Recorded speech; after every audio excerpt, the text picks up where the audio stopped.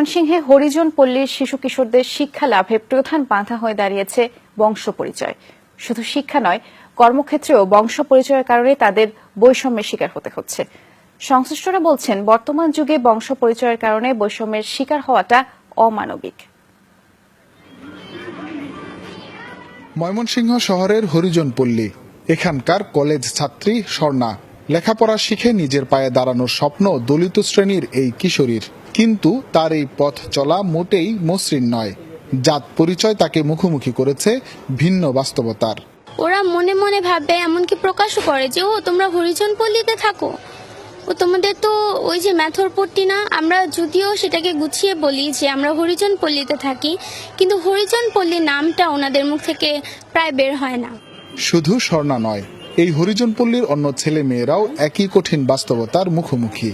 শত বাধা উপেক্ষা করে লেখাপড়া চালিয়ে গেলেও হরিজন পরিচয়টি এখনো কর্মক্ষেত্রে বৈষম্যের পর্দা টেনে দিচ্ছে।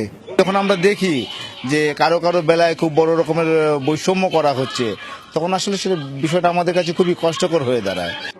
সম্প্রদায় প্রধান আর শিক্ষকদের মতে, নিচু শ্রেণীর মানুষ বলে তাদের প্রতি যে অবজ্ঞা দেখানো হয়, তার ফলেই প্রাথমিকের গণ্ডি পেরোনোর আগে ঝরে পড়ে অনেক শিশু। 5 পর্যন্ত দেখা যায় যে ঠিকই আছে, তারপরে যখন 6-এ উঠে তখন অনেক বাচ্চারা, তারা গার্জেনগুলা কি করে, বাচ্চাদেরকে কাজে দিয়ে দেয়। পৌরসভার চাকরিতে বেতন প্রায় 3000 থেকে নিয়ে 4000 টাকার ভিতরে, এবং সেইখানে একজন খাবে কি আর তার বাচ্চার লেখাপড়া করাবে কি? শিক্ষাবিদরা বলছেন, এ ধরনের বৈষম্য কখনোই কাম্য নয়। বৈষম্য দূরীকরণ ও শিক্ষার সমান সুযোগ নিশ্চিতে সরকারকে আরো উদ্যোগী হতে হবে।